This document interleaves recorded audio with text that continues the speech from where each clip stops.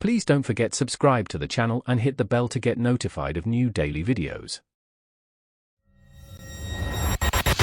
I've been in high-stakes event production for over a decade, specializing in the logistical nightmare that is setting up and tearing down multi-million-dollar corporate expos.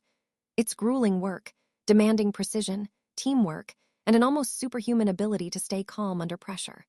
My team, Borin, Christoph, and Helena, were the best in the business, a finely tuned machine. We just landed a colossal contract, designing and building the main exhibit hall for the annual Global Tech Summit. It was our biggest project to date, and the pressure was immense. That's when Ms. Lana Vance, our CEO, dropped the bomb. We'd be taking on a junior project lead for the duration.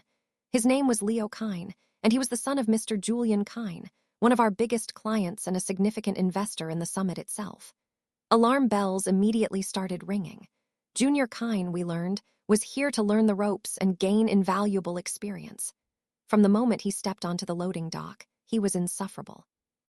"I'm more of a strategic visionary, not a manual labor type," he announced, watching us unload crates weighing hundreds of pounds. Christoph, our burly logistics specialist, just grunted.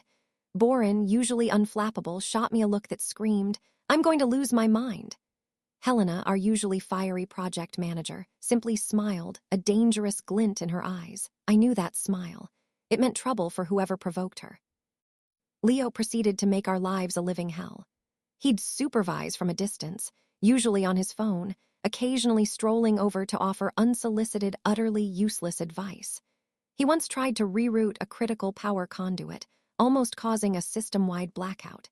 He consistently mislabeled inventory, lost crucial manifests, and then had the audacity to blame Borin for his errors. When Helena tried to show him how to properly secure a trust system, he scoffed. "I don't take orders from girls, especially not from someone who looks like she belongs in a gym, not a boardroom."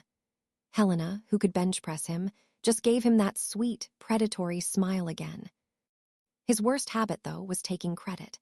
Every successful installation, every problem we expertly averted, he'd be right there, beaming for the client reps, talking about my team's brilliant execution. He made me want to pull my hair out. Ms. Vance knew Mr. Julian Kine was a demanding, often unreasonable client, frequently late with payments and always pushing the boundaries of our contracts. This internship, for Leo, was clearly a favor Ms. Vance had been pressured into. The final night arrived, teardown. This was always the most physically demanding, time-sensitive part of any exhibition. We had a strict deadline to vacate the hall or face astronomical penalty fees. We were running on fumes, but our team was efficient, focused. Leo, predictably, was nowhere to be found for the first few hours. We assumed he was strategically supervising from the green room. Around 2 a.m., with the hall nearly empty and our trucks almost fully loaded, I spotted him. He was chatting animatedly with some security guards, already in his civilian clothes, ready to leave. He caught my eye, smirked, and waved. "Great work, team. See you all tomorrow."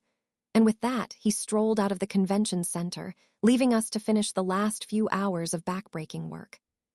Christoph watched him go, jaw slack. Borin just swore under his breath. Helena, however, didn't swear. She just gave me a long, significant look. I knew exactly what she was thinking.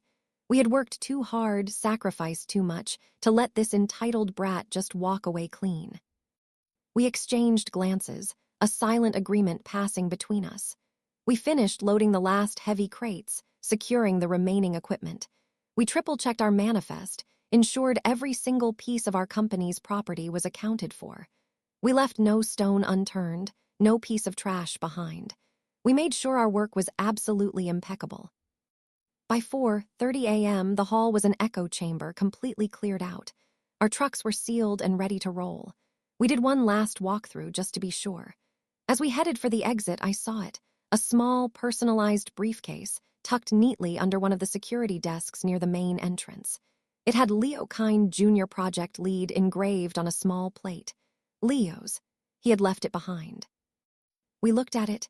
We looked at each other. Borin actually grinned. Helena's smile was positively lethal. I knew he was probably calling his dad right now, expecting a ride home. "Well," I said, "our job here is done. Everything's loaded. Let's head back to the warehouse." We drove the 300 miles back to our facility, unloaded the gear, and finally collapsed into our beds, a quiet sense of satisfaction settling over us. The next afternoon, my phone rang. It was Ms. Vance, her voice unusually calm. "I just got off the phone with Mr. Julian Kine. Apparently, Leo had to call him at 5 a.m. from an empty convention center, claiming we abandoned him, and that his briefcase with all his important notes was gone." I gave her the concise, professional version. Leo had left hours before us, during the most critical phase of teardown, without completing his duties or checking out. We had finished our work meticulously and departed on schedule. As for the briefcase, I mentioned we had seen it but assumed it was security's property, as Leo was already gone. There was a long pause, then Ms. Vance sighed. "You know, Mr. Kine's company has been a headache for us for years. Late payments, unreasonable demands, constant changes. This junior project lead charade was the last straw. I've just informed him that we will not be renewing our contract for next year's summit, and Leo's internship is officially over." A wave of pure, unadulterated triumph washed over me. Not only had Leo been stranded, forced to face his powerful father's wrath, but his father had lost a multi-million-dollar contract. Leo's entitled career trajectory was now a smoking crater.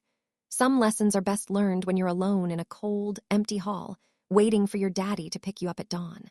The look on Ms. Vance's face when I saw her later that week, pure professional vindication.